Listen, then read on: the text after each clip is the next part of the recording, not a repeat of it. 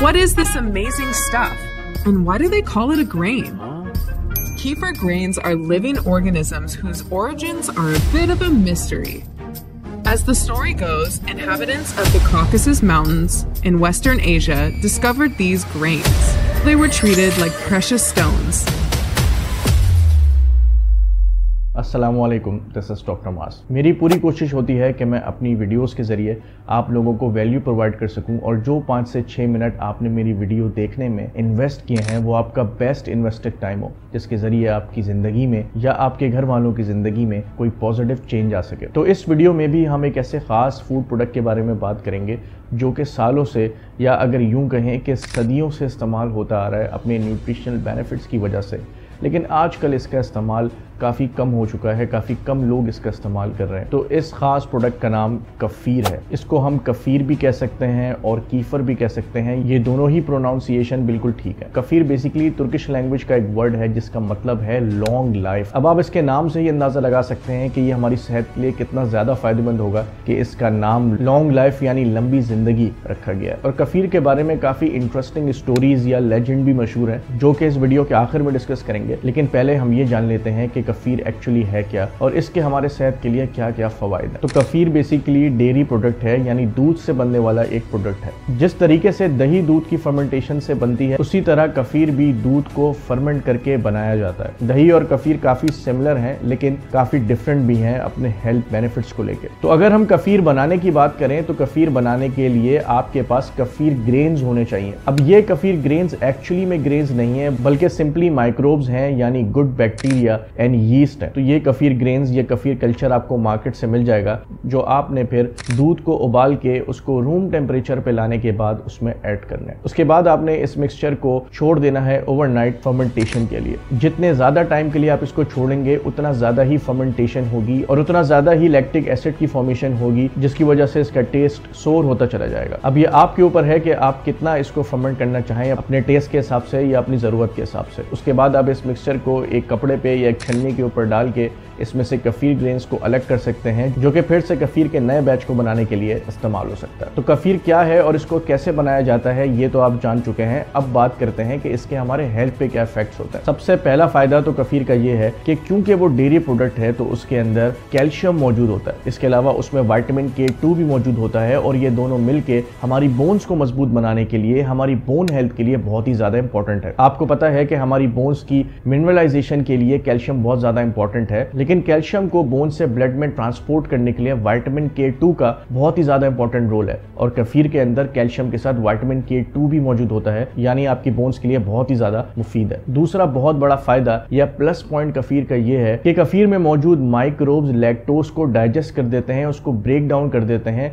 इसलिए जितना ज़्यादा आप कफ़ीर को फर्मेंटेशन के लिए छोड़ेंगे उतना ज़्यादा लैक्टोज डीजनरेट हो जाएगा, जिसकी वजह से कफ़ीर लैक्टोज इंटॉलरेंट लोगों के लिए भी इंतहाई सेफ है। तो वो तमाम लोग जिनको दूध या किसी भी डेयरी प्रोडक्ट को इस्तेमाल करने के बाद गैस, ब्लोटिंग, पेट में दर्द जैसे सिम्टम्स का सामना करना पड़ता है, उनके लिए भी कफ़ीर काफ़ी हद तक सेफ है। तीसरा और बहुत ही बड़ा फायदा कफ़ीर का ये है कि वो एक बहुत ही स्ट्रॉन्ग प्रोबायोटिक है। आप लोग जानते हैं कि दही भी एक डेयरी प्रोडक्ट है और एक प्रोबायोटिक है, और दही को इसके इस पर्पस की वजह से काफ़ी इस्तेमाल भी किया जाता है। लेकिन कफ़ीर दही के मुकाबले में एक बहुत ही पावरफुल प्रोबायोटिक है, क्योंकि कफ़ीर के अंदर ऑलमोस्ट 50 डिफरेंट स्ट्रेन्स मौजूद होती हैं माइक्रोब्स की, जिसमें गुड बैक्टीरिया और गुड फंगस या गुड यीस्ट भी शामिल है, जबकि दही के अंदर सिर्फ 3 to 4 डिफरेंट स्ट्रेन्स शामिल होती हैं। इसी वजह से कफ़ीर हमारी गट हेल्थ के लिए, हमारे मैदे के लिए, हमारी आंतों के लिए बहुत ही ज्यादा फायदेमंद है। ये गुड माइक्रोब्स यानी गुड बैक्टीरिया और गुड यीस्ट हमारे गट की वॉल में जाके अटैच हो जाते हैं, कॉलोनाइज हो जाते हैं, जिसकी वजह से हार्मफुल बैक्टीरिया या हार्मफुल पैथोजेंस को हमारी गट में अटैच होने के लिए और कॉलोनाइज होने के लिए जगह नहीं मिल पाती। किसी भी हार्मफुल पैथोजन को हमारी बॉडी में बीमारी कॉज करने के लिए पहले हमारे ऑर्गन्स में अटैच होना पड़ता है, कॉलोनी बनानी पड़ती है, मजीद डिवाइड होना पड़ता है, और जब उनका नंबर काफी ज्यादा बढ़ जाता है कि वो उस बीमारी को कॉज कर सकें, फिर जाके वो बीमारी कॉज होती है। तो इसी वजह से ये गुड पैथोजन हमारी सेहत के लिए बहुत ज्यादा फायदेमंद है, क्योंकि ये हार्मफुल बैक्टीरिया को at the first place attach ही नहीं होने देते, जिसकी वजह से ये हमें मुख्तलिफ बीमारियों से बचा सकता है। इसके अलावा वो लोग जिनको इरिटेबल बाउल सिंड्रोम का प्रॉब्लम है, जिनको हर कुछ अरसे के बाद कब्ज की शिकायत हो जाती है, गैस की शिकायत हो जाती है, ब्लोटिंग की शिकायत होती है, उन लोगों के लिए भी कफीर बहुत ही ज्यादा फायदेमंद है। इसके अलावा कफीर हमारी इम्यूनिटी को बूस्ट करने में भी हेल्प करता है और इसके अंदर एक अमाइनो एसिड ट्रिप्टोफैन मौजूद होता है। ये अमाइनो एसिड दरअसल प्रीकर्सर है दो न्यूरोट्रांसमीटर का, सेरोटोनिन और मेलाटोनिन का। सेरोटोनिन न्यूरोट्रांसमीटर हमारे मूड को बेहतर बनाने में और खुशी का एहसास दिलाने के लिए रिस्पॉन्सिबल होता है, इमोशनल चेंजेस के लिए रिस्पॉन्सिबल होता है, जबकि मेलाटोनिन न्यूरोट्रांसमीटर हमारी स्लीप साइकिल को रेगुलेट करने में बहुत ज़्यादा हेल्प करता है। इसीलिए कफीर के इस्तेमाल की वजह से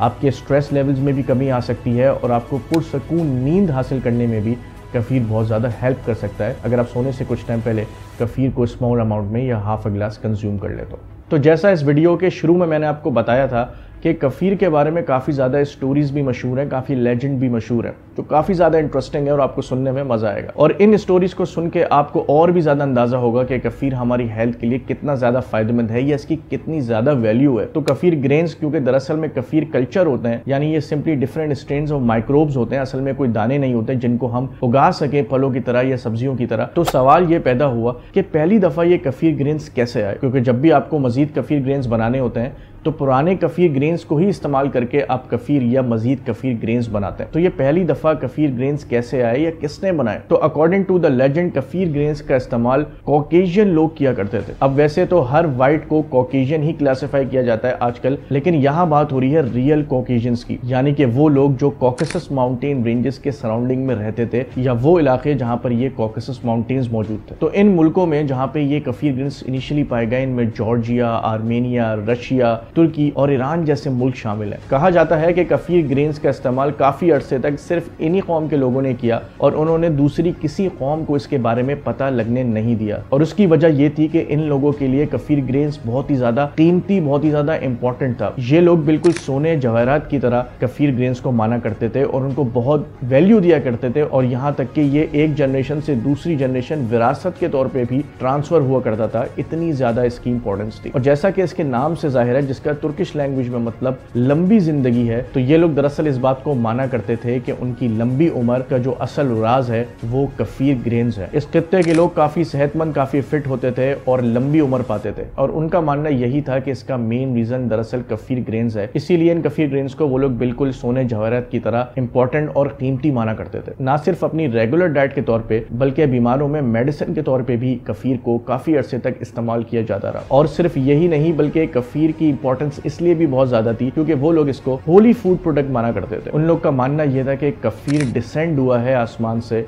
क्योंकि खुदा ने अपने बंदों को एक गिफ्ट के तौर पे दिया है, जिसको इस्तेमाल करके वो सेहतमंद रह सकते हैं और अपनी बीमारियों से शिफा पा सकते हैं। इन स्टोरीज का या लेजेंड्स का कोई ठोस एविडेंस तो मौजूद नहीं है, लेकिन फिर भी इसको बताने का मकसद आपको ये अंदाजा दिलाना था कि ये आपकी सेहत के लिए कितना ज्यादा फायदेमंद है और over the period of years humans इसको कितना ज्यादा वैल्यू देते आए हैं। और किसी भी चीज को इतनी ज्यादा वैल्यू या अटेंशन सिर्फ तभी मिलती है जब वो एक्चुअली में फायदा दे, एक्चुअली में वर्क करे। तो उम्मीद करता हूँ कि आपको आज की वीडियो भी जरूर पसंद आई हो। मिलते हैं इंशाल्लाह अगली वीडियो में, तब तक के लिए अल्लाह हाफिज।